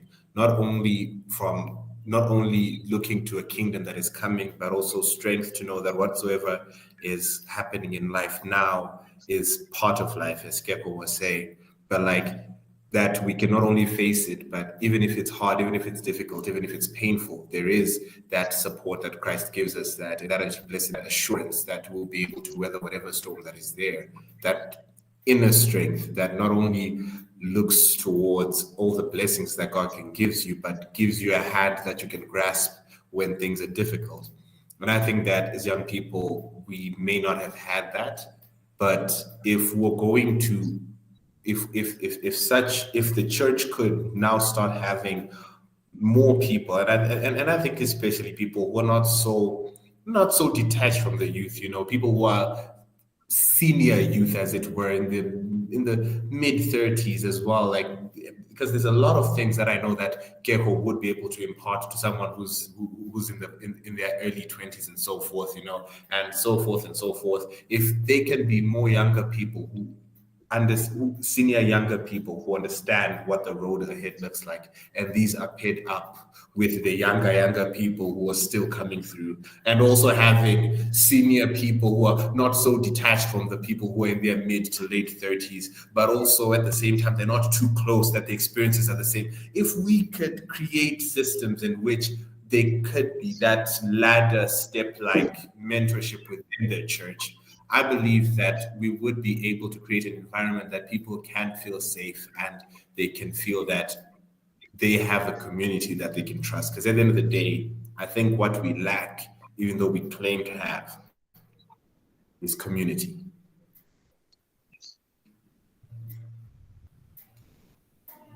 I Okay, can thank you pray. so much. Please pray. Okay, perfect. Shall we pray? Our Father Lord in heaven, we thank you for this day. We thank you for your mercies and grace. We thank you for this wonderful opportunity to discuss the issues that are being faced by youth in the church. Father, you know every single one of the people who has either tuned in or is going to tune in. Some are young, some are old, some are in between. Father, I know that everyone may have their different interpretations and different opinions, but I pray that one thing be consistent in all of us, and that is love for not only you, but for each other. Because when I truly love my brother, it is more important to attend to my brother than it is for me to be right. So, Father, it is possible that we may have our own ideas, theologies, and so forth, but one thing that can remain constant is our love for you. So, I pray that we speak through that love and incline us to be more helpful towards one another, be more kind when we've made mistakes and when we've made errors, be more kind, that we're able to listen and hear each other when we speak and we have dialogue, and not look to simply realign and indoctrinate, but look to love and share your love and let you lead that process. Father, I pray that may please be with everyone who's been a part of this and everyone who will listen. Guide us, protect us, and lead us in our families and in our lives. For I ask this in the name of Jesus Christ, our Lord and Savior. Amen. Amen. Amen. Thank you so much. I'd like to thank everybody for tuning in today on this Real Talk topic, which is real.